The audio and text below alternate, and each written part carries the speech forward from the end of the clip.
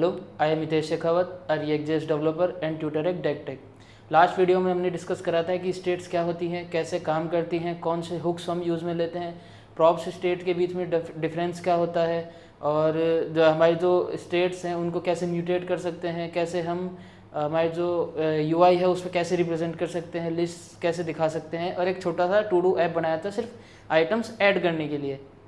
आज हमारा जो सेशन 4 है उसके अंदर हम पढ़ेंगे लिस्ट रेंडरिंग और कंडीशनल रेंडरिंग के ऊपर, कि जो लिस्ट रेंडरिंग होती है और कंडीशनल रेंडरिंग होती है वो कैसे काम करती है, दोनों कंबाइनली हम कैसे यूज़ कर सकते हैं, UI पे उसको क्या इफेक्ट होगा, ये सारी चीज़ें हम आज के सेशन में पढ़ेंगे। आज हम कौन कौन से टॉपिक्स कवर करेंगे उन चीज़ों के बारे में एक बार डिस्कस करते हैं। कि हमारा जो पहला पॉइंट रहेगा वो रहेगा रेंडरिंग डायनेमिक लिस्ट, मतलब हमारी लिस्ट रेंडरिंग के ऊपर, कि हम जो हमारा एरे है उसे हम UI के ऊपर कैसे रिप्रेजेंट करेंगे, कौन कौन सी चीज़ें हैं जो हमें ध्यान रखनी होती हैं उनको करने के लिए, ताकि हम फर्दर जो भी इश्यूज आते हैं, जैसे मतलब सेम की से अलग अलग ऑब्जेक्ट्स रिप्रेजेंट करना, एडिट अपडेट के टाइम पे अगर छोटे मोटे बग्स आ जाते हैं तो उन चीज़ों को लेकर कि कौन कौन सी चीज़ें ऐसी होती है जो हम इस पॉइंट के अंदर जो लिस्ट रेंडरिंग करते हैं उस टाइम पे हमें ध्यान रखनी होती है। सेकेंड पॉइंट हमारा आता है की प्रॉप। लिस्ट रेंडरिंग बेसिकली जो की प्रॉप है उस पर डिपेंडेंसी भी रखती है, क्योंकि अगर हमारे पास एक एरे ऑफ लिस्ट आता है, अगर हमको नहीं पता कि कौन सी चीज़ अपडेट करनी है, तो ये की प्रॉप है जो हमें आइडेंटिफाई करवाता है। तो ये इसके बारे में आज हम पढ़ेंगे। कंडीशनल रेंडरिंग क्या होती है, UI पे अगर डाटा है तो ये दिखाना है, नहीं है तो ये दिखाना है, ये सारी चीज़ें कैसे काम करती हैं, एंड लॉजिक, टर्नरी ऑपरेटर्स, ये क्या काम करते हैं, कैसे काम करते हैं, क्या इनका सिंटेक्स होता है, ये सारी चीज़ें पढ़ेंगे। और एक जो हमारा टू डू लिस्ट का जो हमने लास्ट में बनाया था, जो प्रोजेक्ट बनाया था हमने, उसी को ही आज इस सेशन के अंदर हम अपडेट करेंगे डिलीट और एडिट का फंक्शनलिटी लगा के। ये जो हमारा पहला पार्ट है उस रेंडरिंग लिस्ट के ऊपर, इसके बारे में अब डिस्कस करते हैं। रेंडरिंग लिस्ट क्या होती है, हमारा जो पहला पार्ट है वो रहेगा रेंडरिंग लिस्ट के ऊपर, कि जो हम स्टैटिक वे जो हमारा था उसके अंदर हम क्या करते थे कि अगर हमें 5 लिस्ट दिखानी है, तो मतलब 5 आइटम्स दिखाने अगर लिस्ट के अंदर, तो लिस्ट टैग के अंदर हम लिस्ट टैग को हम 5 टाइम रिपीट्स करके उसके अंदर हमारा जो कंटेंट है उसको फिल आउट कर देते थे। ये बेटर चीज़ है सिर्फ स्टैटिक वेबसाइट्स के ऊपर, लेकिन आज जो मॉडर्न तरीका है हमारी वेबसाइट्स को बनाने का, तो वो डिमांड करता है डायनेमिक लिस्टिंग। मतलब हर चीज़ वेबसाइट के अंदर डायनेमिक होनी चाहिए, कि हम जो हमारा जो क्लाइंट है वो अपनी वेबसाइट को किस तरीके से मॉडिफाई कर सकता है, क्या कंटेंट डाल सकता है, वो सब उसके अंडर में रहे, बार बार हमें HTML में कोड ना लिखना पड़े। मतलब बेसिकली स्टैटिक चीज़ को डायनेमिक चीज़ में कन्वर्ट करने के लिए करते हैं, तो उसे हम रेंडरिंग लिस्ट कहते हैं। मतलब जो स्टैटिक लिस्ट थी उसको हमने डायनेमिक कर दिया, बस हमने एरे को कॉल कराया, एरे से हमने मैप फंक्शन चलाया, उसको लिस्ट दिखाया, ये ऐसे करके हम जो स्टैटिक जो हमारी लिस्टिंग रहती है उसको हम डायनेमिक कर सकते हैं। प्रॉब्लम क्या आती है कि it's not dynamic, we need a way to render list from data changes, क्योंकि अगर ये डायनेमिक नहीं रहेगा तो कभी भी अगर कुछ ऐसी लिस्ट है जो हमें ओवर द टाइम अपडेट करनी होती है, तो अगर स्टैटिक है तो हम कैसे उसको अपडेट करेंगे। इस इशू को रिजॉल्व करने के लिए ये रेंडरिंग लिस्ट, या फिर हम कह सकते हैं कि जो लिस्ट रेंडरिंग है वो हमने यूज़ लेना स्टार्ट कर दिया मॉडर्न वेब एप्लीकेशन। जो स्टैटिक वाली चीज़ें थी, जैसे कि जो हमारा स्टैटिक चीज़ें थी कि लिस्ट दिखाने का, जो लिस्ट टैग के अंदर मैंने 5 टाइम रिपीट्स कर दिया, वो चीज़ को रिएक्ट कैसे हैंडल करता है डायनेमिक तरीके से, उसकी बात करते हैं। रिएक्ट में भी हम लिस्ट टैग के अंदर डायरेक्टली 5 आइटम्स लिख देंगे, लेकिन वो स्टैटिक तरीका हो गया। डायनेमिकली कैसे यूज़ करते हैं वो जानते हैं, कि रिएक्ट जो करता है वो एक जो मेथड आता है जावास्क्रिप्ट के अंदर, मैप मेथड, मैप फंक्शन, ये एरे को इटरेट करने के काम आता है, एरे को मॉडिफाई करने में काम आता है, ओरिजिनल को नहीं, उसके कॉपी को। मतलब ये एक नया एरे क्रिएट कर देगा ओरिजिनल एरे से, जिसको हम फर्दर यूज़ में लेते हैं। ये क्या करेगा कि हमारा जो एरे है उसको इटरेट करेगा, उसको हम जो हमारा डाटा है उसको मैप फंक्शन से लगाएंगे, मतलब मैप फंक्शन के साथ में उसको यूज़ करेंगे, उसके अंदर जो आइटम्स आएंगे उसको ओवर द टाइम वो इटरेट करेगा मैप फंक्शन, और वो हमारे UI के ऊपर विजिबल होगा।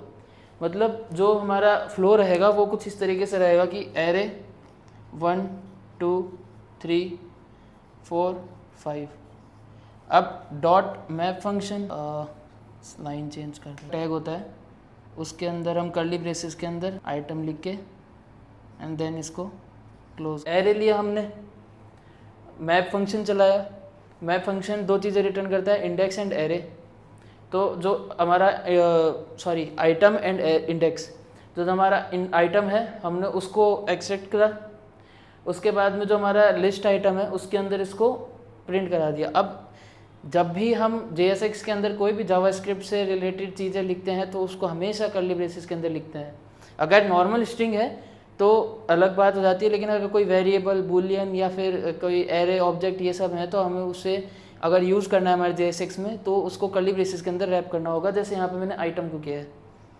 तो वही चीज़ यहाँ पर है कि डाटा का एरे है, आइटम्स को मैप किया मैंने मैप फंक्शन के थ्रू, रेंडर कर दिया मैंने UI li टैग के अंदर, जो हमारी UI के ऊपर रिप्रेजेंट हो गया। ये हमारा रिएक्ट का तरीका रहता है, मॉडर्न तरीका, जो लिस्ट को डायनेमिक करता है। हमने जो हमारे मैप फंक्शन के साथ में जो हमने लिस्ट डाटा लिस्ट किया है, मतलब जो हमने लिस्ट को रेंडर किया है, इसमें जो मेन रोल होगा वो रहेगा की प्रॉप का। जैसे कि हमने जब मैप फंक्शन लगाया तो हम हमेशा एक कंसोल में एक वार्निंग हमें टारगेट करेगी कि each child in list should have a unique की प्रॉप, मतलब जो भी हमारा आइटम है उसको खुद की आइडेंटिटी बताने के लिए उसके पास में एक यूनिक प्रॉप होना चाहिए बाकी आइटम से। अब यहाँ पे अगर जो मेरा एरे है इसके अंदर अगर मैं 5 के बाद में अगर वापस से 1 लगा देता हूँ, अब मैं चाहता हूँ कि जो मेरा आइटम ये है, ये वाला 1, मतलब जो हमारा लास्ट का एरे का जो लास्ट में 1 आ रहा है उसको रिमूव करना चाहता हूँ मैं। अब सेम आइडेंटिटी है, अब मैं अगर रिमूव करूँगा 1 को फिल्टर मेथड से कि भाई मेरा जो एरे है उसके अंदर से 1 जो हमारा आइटम है, आइटम 1 जो है वो रिमूव हो जाए, तो मैं फिल्टर मेथड का यूज़ करूँगा। अब फिल्टर मेथड को यूज़ करूँगा तो वो इस 1 को और इस 1 को दोनों को हटा देगा। क्यों? क्योंकि हमने कोई की प्रॉप दिया नहीं, उसको एक यूनिक आइडेंटिटी दी नहीं। अगर यूनिक आइडेंटिटी देते तो हम वही एलिमेंट रिमूव होता वहाँ से जो हमें रिमूव करना है। दूसरा, अगर सेम प्रॉपर्टी के साथ में कोई दूसरा एलिमेंट है तो वो रिमूव नहीं होगा, क्योंकि हमारे पास जो प्रॉपर्टी सेम है लेकिन जो आइडेंटिटी है वो यूनिक है। अब यहाँ पे अगर मैं इसको 1 है तो अगर मैं इसको ऑब्जेक्ट में लिखता कि वैल्यू 1 ID 1 और इसको मैं लिखता कि वैल्यू 1 ID 6, तो वो सिर्फ 6 को रिमूव करता, ID 6 को रिमूव करता। क्यों? क्योंकि जो ID है वो हमारी एक यूनिक आइडेंटिटी हो जाती है इस एरे के अंदर हर एलिमेंट की। तो वही चीज़ यहाँ पे ये कह रहा है कि जो हमारा मैप फंक्शन है उसको जब हम यूज़ में लेते हैं तो हमें की प्रॉप लगाना नेसेसरी हो जाता है, नहीं तो जो हमारा रिकन्सिलेशन का जो प्रोसेस है वो थोड़ा इनएप्रोप्रिएट हो जाता है, इनएफिशिएंट हो जाता है, और जो हमारा एरर प्रोन होता है या फिर ऑर्डर जो हमारी लिस्टिंग है उसको बार बार रीऑर्डर करने लग जाता है। मतलब डेवलपमेंट में भी वो उसको बार बार UI को रिप्रेजेंट करने लग जाएगा, क्योंकि रिकन्सिलेशन हमारे उतनी एफिशिएंट वे से चल नहीं रहा। जो अगर हम की प्रॉप को यूज़ नहीं करेंगे मतलब मैप फंक्शन से रेंडर करते टाइम, तो ये क्या करेगा कि जो हमारा डाटा है उसको बार बार UI के ऊपर रिप्रेजेंट करेगा, बार बार रिपीट करने लग जाएगा। तो जो की प्रॉप है वो हमारे मैप फंक्शन को और ज़्यादा एफिशिएंट वे के अंदर और ज़्यादा जो प्रिस्क्राइब वे जो हम कह सकते हैं कि जो यूनिक आइडेंटिटी के साथ में हमारा जो डाटा है उसको रिप्रेजेंट करने में हेल्प करता है। मतलब अगर की प्रॉप रहेगा तो हमारा जो रिकन्सिलेशन का जो प्रोसेस है वो और ज़्यादा एफिशिएंट तरीके से काम करेगा। अब जो हमारा पॉइंट रहेगा वो रहेगा कि की को एक एग्जांपल के थ्रू समझेंगे। अभी मैं वर्बली बता रहा था कि की प्रॉप कैसे काम करती है, क्या एरर फेस करनी पड़ती है, लेकिन जो अब एक एग्जांपल लेते हैं कि हमने एक एरे लिया जिसके अंदर मैंने जो ये 2 ऑब्जेक्ट बनाए, एक नेम एलिस नाम से और एक नेम जॉन नाम से। अगर मैं इसको मैप फंक्शन के थ्रू अगर रिप्रेजेंट करूँगा तो ये जो नेम है उसको मैं डायरेक्टली रिप्रेजेंट कर दूंगा, तो ये कुछ इस तरीके से दिख जाएगा, एलिस एंड जॉन। जो भी इसकी UI रहेगी, जैसे मैंने एक बॉक्स बनाया, बॉक्स के अंदर इसको व्यू करवाया, तो वैसे जॉन और एलिस। लेकिन अब मेरे को एक ऑब्जेक्ट मैंने सेम ऐसा ही ऐड कर दिया कि नेम अगेन एलिस, और जो ID है उसकी, अगर मैं एक एग्जांपल की तरह समझते हैं कि अगर मैं इसको भी सेम F1 की ID दे दूं, सेम अगर मैं इसको भी F1 की ID दे दूं, तो अगर मैं इस एलिस को अगर मैं रिप्लेस करना चाहूँ, इस एलिस को अगर मैं रिमूव करना चाहता हूँ मेरे जावास्क्रिप्ट के फंक्शन के थ्रू या फिर मैप के फंक्शन के थ्रू, फिल्टर फंक्शन के थ्रू, तो अब जब आईडी अगर मेरी सेम है, नेम मेरा सेम है, तो मेरे पास क्या आइडेंटिटी है कि मेरे को जो अभी एलिस ऐड हुआ उसको रिमूव करना। आईडी इसकी अगर मैं F3 कर देता हूँ, अब मेरे को पता चल जाएगा, अब मैं फंक्शन जो हमारा है उसको पता चल जाएगा कि जो F3 के ऊपर एलिस नाम से जो आईडी बनी हुई है उसको रिमूव करना है, तो ये इसको रिमूव कर देगा। लेकिन अगर आईडी अगर सेम रहती है तो वो दोनों को रिमूव कर देगा। तो इस तरीके से हमारा जो की प्रॉप है वो काम करता है कि जो हमारा जो भी हमारा जो पेरेंट रैपर रहता है, डिव रहता है, तो उसके अंदर एक एट्रीब्यूट आता है की नाम से, डिव देन की, और जो हमारा आईडी आती है item dot ID and then div close. ये जो आइटम आईडी है इसको मैं की के एट्रीब्यूट में डिव के जो एट्रीब्यूट है की उसके अंदर मैं डाल दूंगा, तो ये आइडेंटिफाई कर पाएगा कि कौन सा यूज़र की क्या आईडी है, कौन क्या क्या उसके यूनिक है। हमेशा आईडी इसके अंदर की के एट्रीब्यूट के अंदर वही चीज़ डालनी है जो हर यूज़र के अंदर यूनिक आ रही है। अब हम देखते हैं कि की के साथ में जो बेस्ट प्रैक्टिसेस रहती हैं, किन चीज़ों को ध्यान रखना चाहिए, किन चीज़ों को नहीं ध्यान रखना चाहिए, उनके बारे में बात करते हैं। कि अगर हमें हमारा जो लिस्ट रेंडरिंग है उसको बड़ा ही एफिशिएंट वे में, स्टेबलाइज वे के अंदर हमें अगर यूआई के अंदर विजुलाइज करवाना होता है, तो हमें जो बेस्ट प्रैक्टिस रहती है वो ये रहती है कि जो हमारे स्टेबल एंड यूनिक आईडी ही हमेशा देनी होती है उसे। या तो आईडी डाटाबेस से आ रही होगी या फिर कोई ऐसी आईडी हमें उसे प्रोवाइड करवानी है जो बार बार चेंज ना हो। अगर वो आईडी बार बार चेंज होगी तो हमारा डाटा भी उस हिसाब से फ्लक्चुएट होगा। अगर हमारी आईडी स्टैटिक है, स्ट्रिंग में है, या फिर कुछ जैसे हम डाटाबेस से अगर कोई आईडी मंगाते हैं तो वो या तो स्ट्रिंग या नंबर में आती है, वो बार बार चेंज नहीं होती क्योंकि डाटाबेस में उस नंबर पे सेव हुई है, वो आईडी उसकी यूनिक है। अगर हम वैसे बात करते हैं तो हम अगर मतलब सिर्फ फ्रंट एंड पे अगर मैनेज करके चलें तो हम जो हमारा एरे के जो नंबर होते हैं उस अकॉर्डिंग हम उसके आईडी +1 कर जाते हैं कि अगर वो एरे मतलब जो एरे के 0 इंडेक्स पे है तो हम उस 0 के अंदर +1 कर देंगे तो वो उसकी एक यूनिक आइडेंटिटी हो जाएगी कि उसकी आईडी 1 है। इस तरीके से हमें जो हमेशा जो भी हम की एट्रीब्यूट के अंदर जो भी हम वैल्यू डालें आइटम डॉट आईडी या फिर कुछ और, वो हमेशा यूनिक और स्टेबलाइज रहे। इस चीज़ का हमेशा हमें ध्यान रखना होता है। और अवॉइड कौन सी चीज़ करनी होती है कि जो हमारा मेथड जो है वो आइटम और इंडेक्स दो चीज़ें को रिटर्न करता है। इनिशियल वे के अंदर जो वो मतलब वो क्या करेगा, मैप और आइटम और इंडेक्स दोनों को रिटर्न करता है। तो हमें कभी भी जो की एट्रीब्यूट है उसके अंदर कभी भी इंडेक्स को नहीं डालना चाहिए, हाँ, अनटिल वो चीज़ स्टैटिक नहीं हो। तो अगर वो चीज़ स्टैटिक है, कभी अपडेट नहीं होगी, कभी रीऑर्डर नहीं होगी या फिर रिकॉल जैसा ऐसा कोई मतलब उसके साथ में कोई भी अपडेशन नहीं होगा, तो हमें हमेशा इंडेक्स, तब हम उस केस के अंदर इंडेक्स यूज़ कर सकते हैं क्योंकि हमारे पास कोई यूनिक आइडेंटिटी नहीं है, वो हम फ्रंट एंड से मैनेज कर रहे हैं उसको, तो वो एक तरीके से स्टैटिक लिस्ट हो गई, तो उसमें हम इंडेक्स यूज़ में ले सकते हैं। वरना हमें अवॉइड ही करना चाहिए इंडेक्स को यूज़ लेना। जैसे एग्जांपल मैं बताता हूँ कि जो फ्रूट्स डाटा है इसके अंदर 3 है, एप्पल, चेरी एंड बनाना, तीनों F1, F2 एंड F3 जैसे उसका एरे का इंडेक्स है उसके अकॉर्डिंग। अब जो हमारा फ्रूट लिस्ट है उस कंपोनेंट के जब अंदर जब हम लिस्ट प्रिंट करवा रहे हैं तो उसमें क्या रहेगा, जो फ्रूट लिस्ट है फ्रूट लिस्ट डॉट मैप, जो लिस्ट है लिस्ट टैग रहेगा की फ्रूट डॉट आईडी, उसमें फ्रूट डॉट नेम मतलब जो की है वो उसकी आईडी है क्योंकि F1, F2, F3 रिपीट नहीं हो रहा, यूनिक है। अगर F4 अगर कोई नया एलिमेंट होगा तो उसकी क्या आईडी होगी, F4। तो ये स्टेबलाइज हो गया एक तरीके से। अगर नई आईडी आ रही उसके अगर कोई D2 आ जाए या फिर कोई अलग तरीके से कोई वेरिएबल आ जाए तो वो थोड़ा दिक्कत कर सकता है क्योंकि उस टाइम पे हमें भी समझ नहीं आएगा कि कौन सी आईडी हम उसे दे रहे हैं। जो फ्रूट नेम है वो हम डायरेक्टली हमारे लिस्ट के अंदर रिप्रेजेंट करवा देंगे और वो हमारी यूआई के ऊपर रिटर्न हो जाएगा, वो हमें विजुलाइज हो जाएगा यूआई के ऊपर। की का इतना सा रोल है कि सिर्फ हमारे जो यूनिक आईडीज़ हैं उनको उनके बेसिस पे हमारा जो डाटा है उसको रेंडर करवाना। अब हमारा जो पार्ट रहेगा वो रहेगा कंडीशनल रेंडरिंग के ऊपर कि मतलब हमें कब कौन सी चीज़ को शो करवाना है यूआई के अंदर, कब कौन सी चीज़ को नहीं। मतलब अगर एक एग्जांपल लेते हैं कि हमारा जो वेलकम पेज है वो कब शो होगा, जब यूज़र का जो स्टेटस है वो लॉगिन रहेगा, जो इज़ लॉगिन हमारा जो स्टेटस है वो ट्रू रहेगा तो हमें क्या दिखेगा, वेलकम पेज। और अगर यूज़र लॉग आउट है, जो हमारा इज़ लॉगिन स्टेटस है वो अगर फॉल्स है, टोकन अगर कुछ भी नहीं है हमारे पास में आइडेंटिफाई करने के लिए कि यूज़र लॉगिन है या नहीं, तो उस टाइम पे उसे लॉगिन पेज शो होगा। मतलब जो कंडीशनल रेंडरिंग है वो पूरी डिपेंड करती है अपने लॉजिक के ऊपर कि हम कौन सी चीज़ कब दिखाना चाहते हैं। जैसे कई बार हम देखा होगा कि जब हमारा कोई भी यूआई मतलब कोई भी हमारी लिस्टिंग हम चेक करते हैं तो उसके अंदर अगर कोई डाटा नहीं होता तो हमें क्या दिखाई देता है, no data found, no search history found, या फिर जो भी हमारा मैसेज है वो शो हो जाता है। वो कैसे शो होता है, क्योंकि उसको हमने जो कंडीशनल रेंडरिंग के थ्रू हमने उसको विजुअलाइज कराया कि अगर हमारे पास डाटा की लेंथ 0 है तो ये विजिबल होगा, नहीं तो हमारा डाटा विजिबल होगा।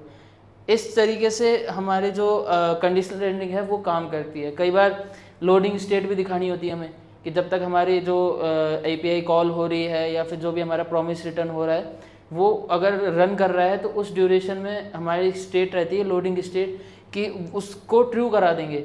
और जो भी हमारा फंक्शन है, जैसे मेरे को बटन के ऊपर लोडर दिखाना है उस ड्यूरेशन के अंदर, तो वो मैं लोडर शो करवा दूंगा। तो जो हमारा जो भी कंडीशनल रेंडरिंग रहती है वो उस तरीके से काम करती है। एरर है तो एरर शो करवाएगी, वरना हमारा जो ट्रू रेस्पॉन्स आता है उसको रिटर्न करवाएगी। तो कंडीशनल रेंडरिंग के अंदर जो हमारा पहला टॉपिक है वो है इफ एल्स लॉजिक, मतलब टर्नरी ऑपरेटर्स, कि हमें या तो ये दिखाना है या फिर ये दिखाना है, मतलब या तो पार्ट 1 दिखाना है या पार्ट 2 दिखाना है। तो इसको एक एग्जांपल से लेके चलते हैं कि ये जो टर्नरी ऑपरेटर रहता है वो इफ एल्स की तरह काम करता है।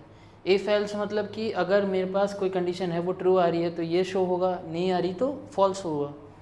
तो ये बेसिकली टर्नरी ऑपरेटर जो है क्वेश्चन मार्क और जो हमारा जो सेमीकोलन होता है उस पर काम करता है कि क्वेश्चन मार्क इफ कंडीशन अगर ट्रू हो जाती है तो देन जो हमारा सेमीकोलन रहेगा उसके बाद जो हमारी एल्स कंडीशन हो जाती है। कि जो इसके अंदर जो एग्जांपल है वो कुछ इस तरीके से दे रखा है कि जो हमारा यूज़र है वो अगर लॉगिन हो जाता है तो वेलकम यूज़र, और अगर वो लॉगिन नहीं है, फॉल्स है लॉगिन, तो प्लीज़ लॉगिन टू कंटिन्यू।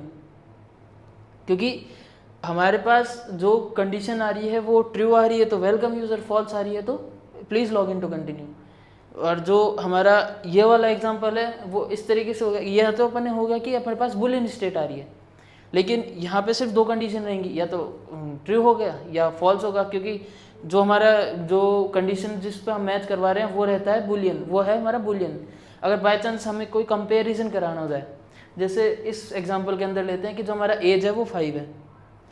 अब जब एज हमारी 10 से कम होगी तो हमें चाइल्ड प्रिंट करवाना है, और अगर वो 10 से ज़्यादा है तो अडल्ट प्रिंट करवाना है। मतलब या तो 10 से ज़्यादा होगी या 10 से ऊपर होगी।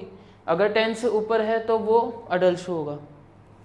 तो कुछ इस तरीके से कि भाई अगर मैं 5 दे दिया तो 10 से छोटा है तो अभी क्या रिटर्न होगा, चाइल्ड। और यही मैं अगर इसको 15 कर देता हूँ तो क्या रिजल्ट शो होगा, हमारा एडल्ट।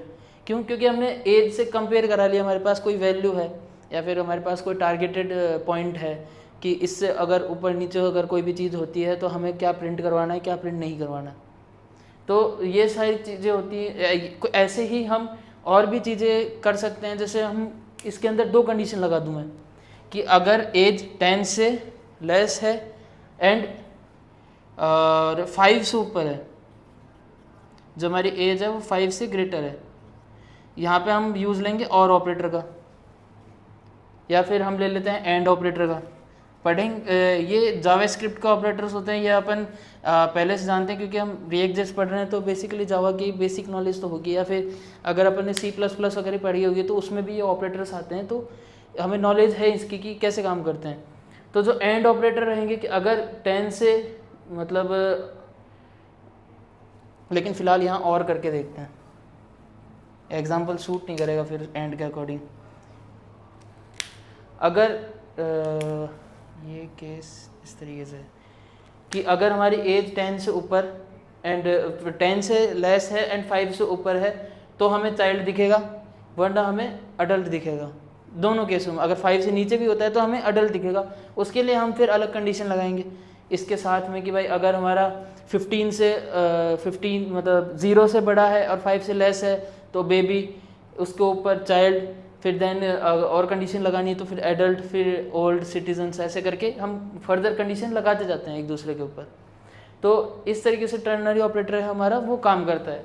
हम और ऑपरेटर एंड ऑपरेटर के साथ में कंबाइन करके भी इन जो हमारा लॉजिक्स हैं उनको यूज़ में ले सकते हैं। हमने अब पहले जो पढ़ा था वो था टर्नरी ऑपरेटर, मतलब इफ़ एंड एल्स की कंडीशन। अब हम पढ़ेंगे एंड ऑपरेटर, मतलब इफ़ एंड देन की कंडीशन में, कि अगर है तो वो विजिबल हो, नहीं तो नहीं हो।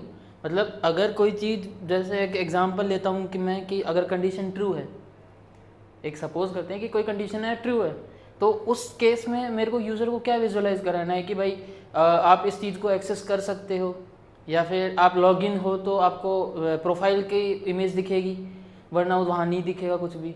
लॉगिन लॉग आउट का बटन जो वो तो टर्नरी ऑपरेटर से मैनेज हो जाएंगे, और जो प्रोफाइल की जो इमेज रहेगी कि हमारा जो प्रोफाइल सेक्शन है वो हम वहाँ से क्लिक करके नेविगेट कर सकें, तो उस केस में हम एंड ऑपरेटर यूज़ में लेंगे, क्योंकि अगर यूज़र लॉगिन है, उसकी डिटेल्स है हमारे पास में, तो वो प्रोफाइल सेक्शन का आइकन जो है वो विजुअलाइज करा देगा।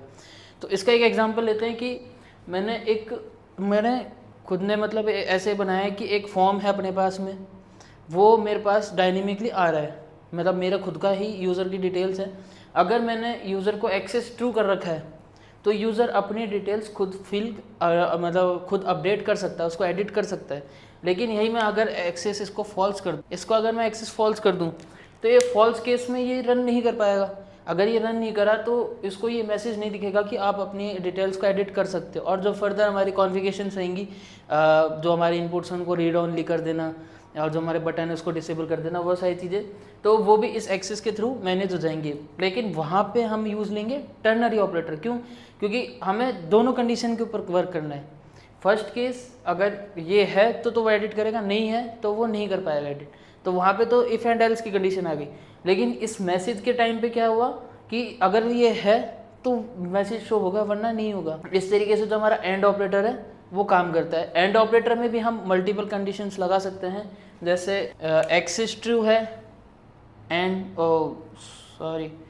एंड अगर एक्सेस है, मतलब यूज़र अगर एडमिन की तरफ से एक्सेस दे रखा है, प्लस यूज़र की डिटेल्स भी हैं, मतलब यूज़र की डिटेल्स हैं, तो उसको ये मैसेज शो होगा। अगर यूज़र की डिटेल्स नहीं है तो वो एडिट क्या करेगा, वो ऐड करेगा फिर वो। लेकिन वो ऐड तो जब करेगा जब यूज़र, मतलब अगर मैं किसी की आईडी पासवर्ड अगर खोल रहा हूँ किसी एडमिन के थ्रू लेकर, तो ऑब्वियस सी बात है हमारा जो यूज़र है वो ऑलरेडी क्रिएटेड है।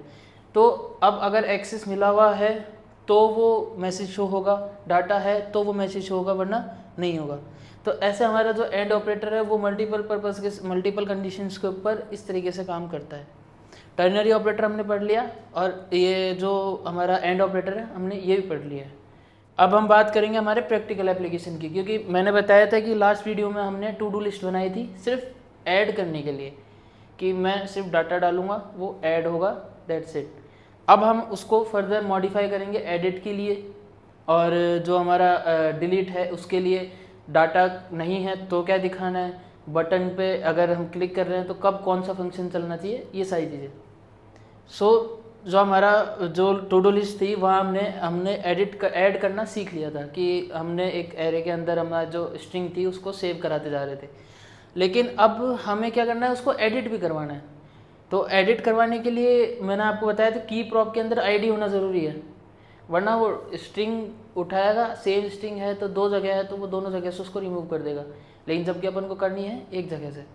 तो इन चीज़ों के लिए जैसे हम करेंगे क्या क्या, कि हमने लिस्ट लास्ट वीडियो में दिखा ली थी कि लिस्ट हम दिखाएंगे, लेकिन उसमें थोड़ी सी मॉडिफिकेशन करेंगे कि लिस्ट नहीं है तो क्या दिखाना है, ये सारी चीज़ें। तो रेंडर करेंगे लिस्ट को, टू डू की लिस्ट को, मैसेज शो करेंगे कि जब लिस्ट एम्प्टी है तब क्या करना है, और अप्लाई करेंगे स्टाइल्स आइटम्स के ऊपर कि एडिट वगैरह ये सब चीज़ें। तो ये सारी चीज़ें हम आज के इसके अंदर बनाएंगे टू डू लिस्ट। अब जो हमारा कोड है वो कुछ इस तरीके से रहेगा कि जो हमारे टू डू लिस्ट है आ रहा है हमारे पास में एरे, मतलब जो हमारी स्टेट है वहाँ से। तो टू डू की अगर लेंथ 0 है तो no task to display add some, ये हमने मैसेज शो कब कराया, जब हमारे पास कोई भी डाटा नहीं है। लेकिन किसकी हेल्प से, टर्नरी ऑपरेटर की हेल्प से, क्योंकि इफ़ एंड एल्स की कंडीशन यहाँ पे रन हो रही है। अगर टू डू की लिस्ट है तो हमें हमारी लिस्ट दिखानी है, क्योंकि वो फिर वैसे चलेगी। लेकिन अगर लिस्ट नहीं है तो हमें दिखाना है no task to display add. तो इस तरीके से हमने यहाँ पे यूज़ किया हमने टर्नरी ऑपरेटर। जो हमारा जो मैप फंक्शन रहेगा वो कुछ इस तरीके से काम करेगा कि हमने जो हमारा टू डू है उस पर चलाया हमने मैप, देन जो हमारी लिस्ट है उसके अंदर हमने की एट्रीब्यूट दी टू डू की आईडी, क्योंकि अब हम जब ऐड करेंगे तो वो हम ऐड करेंगे ऑब्जेक्ट जिसके अंदर दो प्रॉपर्टी रहेंगी, आईडी और जो हमारा टास्क है वो आईडी हम अपने अकॉर्डिंग कुछ भी बना सकते हैं, एक आईडी और एक टास्क। तो अब हम जो काम करेंगे वो करेंगे आईडी के बेस पे।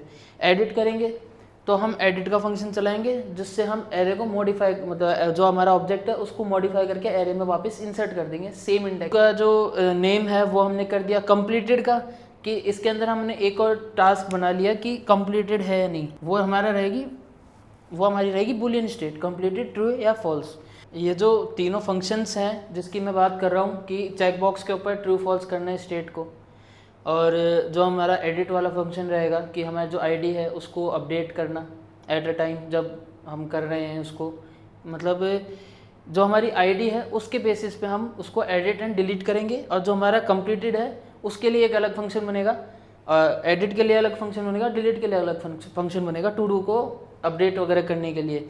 तो ये इन चीज़ों का हम जब यूज़ करेंगे तो हमें दोनों चीज़ों का यूज़ में लेना होगा कि अगर चेक बॉक्स ट्रू है तो टर्नरी ऑपरेटर, अगर क्या नाम है हम एडिट कर रहे हैं, एडिट का डाटा अगर हमारे पास है स्टेट फिल है तो हम टर्नरी ऑपरेटर, क्योंकि बटन के ऊपर हमें टेक्स्ट चेंज करना होगा, जो फंक्शन है उसको भी उसके अकॉर्डिंग काम करवाना होगा कि एडिट का फंक्शन चलेगा जब एडिट करेंगे, ऐड का फंक्शन चलेगा जब ऐड करेंगे। जब लेंथ नहीं है तो हम टास्क शो करवाएंगे कि नहीं है टास्क, ऐड करो कुछ।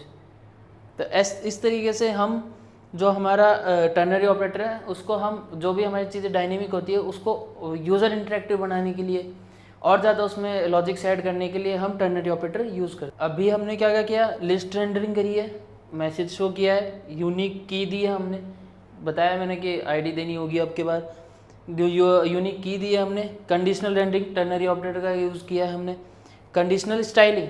अब जो स्टाइलिंग है उस पर भी ये है कि अगर मेरे पास जो टास्क मेरा कंप्लीटेड हो चुका है तो मैं उसको नॉर्मल टास्क की तरह थोड़ी विजुलाइज करूँगा, उसके पे एक छोटी सी लाइन दिखा दूंगा कि ये टास्क कंप्लीटेड है, ये डिसेबल कर दूंगा उसको मैं, एक तरीके से जो टेक्स्ट है उसको एक तरीके से डिसेबल प्रिंट करवा दूंगा। अब जो स्टाइलिंग रहेगी हमारे टू डू लिस्ट की उसकी बात करते हैं कि अगर टू डू लिस्ट है, एल है, होवर पे क्या दिखेगा, कंप्लीटेड पे क्या दिखेगा, वो सब कि टू डू लिस्ट है, इसकी स्टाइल नन पैडिंग मार्जिन हमने 20 पिक्सल दे दी। तो इस तरीके से हम इसकी अलग से स्टाइलिंग की CSS बना ली ताकि जो हमारा टू डू लिस्ट है टास्क कर रहे हैं लेकिन वो भी अगर अच्छा दिखे तो हमें और अच्छा मन करता है उसको इम्प्रूव करने के लिए, उसमें और फीचर्स ऐड करने के लिए। जो हमारी CSS है वो अगर जितनी अच्छे तरीके से हम CSS की भी प्रैक्टिस करेंगे तो उतना हमारे लिए बेनिफिशियल रहेगा, क्योंकि हम जो हमारे React.js है वो फ्रंट एंड बेस्ड, मतलब जो भी लाइब्रेरी है वो है, तो हमें CSS एंड जावास्क्रिप्ट पैरेलली उतनी ही प्रैक्टिस के साथ में लेके चलनी होगी जितनी प्रैक्टिस हम सिर्फ जावास्क्रिप्ट के लेके चल रहे हैं। अगर हम स्टाइलिंग नहीं आती तो हम डिज़ाइन के अंदर अगर कोई एरर आ जाती है या कुछ फिक्स करना होगा तो हमको कैसे करेंगे। इसलिए हम जो हमारी टू डू लिस्ट है उसमें भी पूरी जो CSS है वो इसमें लिखेंगे कि जैसे जो भी हमें डिज़ाइन चाहिए, हमें छोटा बॉक्स चाहिए, बड़ा बॉक्स चाहिए, जो हमारी लाइन हाइट रहेगी, पैडिंग रहेगी, शेडो, जो हमारा आइकन्स वगैरह वो कैसे रहेंगे, वो सारी चीज़ें हम इस CSS की फाइल के अंदर लिख। जो 3 फंक्शन की मैं बात कर रहा था वो कुछ इस तरीके से चलेंगे कि जो एडिट का जो स्टेट रहेगी, एडिट की एक अलग से स्टेट बनेगी जिसके अंदर हाँ उस स्टेट में भी कर सकते हैं, लेकिन अभी एज अ बिगनर है तो जितना ईजी वे हम लेके चल सकें उतना ईजी वे चल सकते हैं, क्योंकि हमें जावास्क्रिप्ट की भी उतनी प्रैक्टिस नहीं है अभी फ़िलहाल, तो हम जितना इजी लेके चलें वो ज़्यादा बेटर रहेगा। तो एक एडिट की स्टेट बना लेंगे, एक एडिट का फंक्शन, अभी सिर्फ मैं एडिट की बात कर रहा हूँ। आईडी आपके ऊपर डिपेंड करता है, आईडी आप लोग कैसे देते हैं। अगर आप एरे की लेंथ के अकॉर्डिंग देते हैं, एरे की डॉट लेंथ +1 करके, तो वो आपके ऊपर डिपेंड करती है सारी चीज़ें कि आप आईडी किस अकॉर्डिंग देंगे। ऑब्जेक्ट फिक्स रहेगा, आईडी, हाँ ऑब्जेक्ट में क्या क्या रहेगा, आईडी, कंप्लीटेड, बुलियन स्टेट रहेगी जो ऑलवेज फॉल्स रहेगी, जब हम ट्रू करेंगे तो ट्रू हो जाएगी। और तीसरा हमारा क्या रहेगा, टास्क जो स्ट्रिंग रहेगी, जो हम इनपुट लिखवाएंगे, जो ऐड करते टाइम जो हमारा जो भी पॉइंट रहेगा उसकी बात कर रहा हूँ मैं। तो एडिट का हमने स्टेट बनाई, एडिट के हमने फंक्शन बनाई, एडिट फंक्शन और एडिट स्टेट के अंदर हम क्या करेंगे, जो हमारा ऑब्जेक्ट है सिर्फ उसको सेव करेंगे, एरे सेव नहीं करेंगे। इसमें क्या सेव होगा, ऑब्जेक्ट। फिर एडिट का जो फंक्शन है उसके अंदर क्या काम होगा कि जो हमारा ऑब्जेक्ट है उसको अपडेट करेंगे, कि जो भी हमारा अपडेटेड ऑब्जेक्ट है उसको जो हमारा प्रीवियस ऑब्जेक्ट था एरे के अंदर, जो हमारा प्रीवियस ऑब्जेक्ट था एरे के अंदर, उसको रिप्लेस करा देंगे प्रीवियस ऑब्जेक्ट के साथ में एडिट फंक्शन पे। और जो एडिट की स्टेट रहेगी वो हमारी रहेगी जो हम ऑब्जेक्ट लेकर आ रहे हैं साथ में, क्योंकि इससे हमें क्या है कि जो हमारी लिस्ट रहेगी, जो हमारा इनपुट रहेगा, उसको भी वापस ऑटो फिल कराना है। इस वजह से हमें ये एडिट की स्टेट चाहिएगी, टेक्स्ट भी चेंज करवाना है, तो ये एडिट स्टेट वहाँ काम आएगी। अब जो सेकंड आता है हमारा डिलीट का, ये एक सिंपल फंक्शन रहेगा जो आर्ग्यूमेंट के अंदर, जो उसके आर्ग्यूमेंट्स रहेंगे उसके अंदर जो हमारा ऑब्जेक्ट है वो लेकर आएगा ताकि हम आईडी आइडेंटिफाई कर सकें। तो आर्ग्यूमेंट्स टू गेट जो आईडी है हमारी वो, एंड देन फिल्टर फंक्शन जो हमारा रहता है जावास्क्रिप्ट का, उसको यूज़ कर लेंगे। जो हमारा फिल्टर फंक्शन है उसको हम यूज़ कर लेंगे। जो भी आईडी हमारे पास आर्ग्यूमेंट्स में आई है उसको हम फिल्टर फंक्शन के थ्रू उसको क्या बोलते हैं, उसको कि रिप्लेस करवा देंगे। उसको हम हमारा जो ओरिजिनल मतलब जो हमारा ओरिजिनल एरे है उसकी कॉपी हटा के उसमें से उसको रिमूव कर देंगे। देन उसको हम वापस से जो हमारा टू डू की जो लिस्ट वाली स्टेट है, जो हमारा एरे है, उसको हम वहाँ के मतलब उसको हम उससे रिप्लेस करवा देंगे। तो मतलब यहाँ पे भी वही टू डू का जो एरे है वो अपडेट हुआ, यहाँ पे भी वही टू डू का जो एरे है वो अपडेट हुआ। अब बात करते हैं कंप्लीटेड की। अब जो हमारा कंप्लीटेड वाला जो रहेगा वो रहेगा एक फंक्शन लिया, उसमें सेम जैसे हमने डिलीट में आर्ग्यूमेंट में हमारा जो पूरा ऑब्जेक्ट है उसको पास ऑन किया था, फिर जो हमारा आर्ग्यूमेंट है उससे आईडी निकाल के और जो भी हमारा ऑब्जेक्ट है उसकी आईडी से फिल्टर आउट करा के, मतलब पहले मैंने क्या किया कि फिल्टर फंक्शन यूज़ करके उसकी उस ऑब्जेक्ट को मैंने फिल्टर मतलब वो जो ऑब्जेक्ट है उसको मैंने लिया, उसमें जो मेरा कंप्लीटेड नाम से जो भी की आ रही थी उसको मैंने जो हमारा फॉल्स थी उसको मैंने ट्रू कर दिया। देन उसको मैं वापस से टू डू का जो एरे है उसमें मैंने अपडेट कर दिया। तो मतलब जो फंक्शन के अंदर हम आर्ग्यूमेंट लेकर आए, कोई नई नीड नहीं पड़ी हमें कि एडिट की तरह एक अलग स्टेट बनाए कंप्लीटेड के लिए भी। डायरेक्टली फंक्शन के अंदर जावास्क्रिप्ट के स्प्रेड ऑपरेटर्स के हेल्प लेके, फिल्टर फंक्शंस के हेल्प लेके मैंने डायरेक्टली उसको अपडेट कर दिया एरे के अंदर, जो हमारा टू डू का एरे है उसके अंदर। तो बार बार स्टेट बनाने से ज़्यादा बेटर है उसको जितना एफिशिएंट वे में, जितना लेस कोड से हम काम करेंगे तो वो ज़्यादा बेनिफिट रहेगा। अभी ये एक सिंपल है कि मैंने आपको एक्सप्लेन करा है, बेटर रहेगा आप खुद ट्राई करें क्योंकि इससे हमारे जावास्क्रिप्ट के लॉजिक्स क्लियर होंगे। बाकी जो भी पूरा कोड रहेगा वो मैं आपको हमारे जो डिस्क्रिप्शन रहेगा उसके अंदर मैं शेयर कर दूँगा। तो आज हम लोगों ने क्या क्या पढ़ा, मैप फंक्शन को कैसे यूज़ करेंगे डाटा ट्रांसफॉर्म करने के लिए डायनेमिक यूआई एलिमेंट्स में, मतलब मैप फंक्शन के साथ में की प्रॉप्स पढ़ी है, फिर टर्नरी ऑपरेटर्स पढ़े हैं। तो बेसिकली हमने जो आइटम हम इटरेट करवा रहे हैं उनको कैसे कैसे मॉडिफाई कर सकते हैं उन चीज़ों की बात करी है। Always provide a stable and unique key for every item renders in the efficient update. की बात हो रही है कि की जो हमारा है वो हमेशा स्टेबल और यूनिक रहनी चाहिए। बार बार अपडेट होगी तो हमारा डाटा फ्लक्चुएट होगा, हमारे और भी एरर्स आ सकती हैं, टाइप एरर जैसी चीज़ें आ सकती हैं। इसलिए हमेशा आईडी वही लेनी है जो स्टेबलाइज हो और यूनिक हो। टर्नरी ऑपरेटर को कैसे यूज़ कर सकते हैं, कैसे हम कंसाइज वे के अंदर उससे मल्टीपल कंडीशंस के साथ में भी काम कर सकते हैं। जो हमारा एंड ऑपरेटर है, लॉजिकल जो भी चीज़ें रहती हैं एंड ऑपरेटर के साथ में, वो हमने पढ़ी हैं आज के सेशन। जो हमारे आज का सेशन था वो पूरा था लिस्ट रेंडरिंग के ऊपर, कंडीशनल रेंडरिंग के ऊपर। टू डू लिस्ट हमने बनाया, कंप्लीट कोड आपको डिस्क्रिप्शन में मिल जाएगा। और जो हमने चीज़ें अभी तक पढ़ी हैं उनको एक बार रिवाइज़ कर लेना, क्योंकि अब जब आगे जा रहे हैं तो इसके बार बार रिवाइज़ करना इसको पॉसिबल नहीं रहेगा। तो मैं डायरेक्टली हमें कोड के थ्रू ही समझाऊंगा।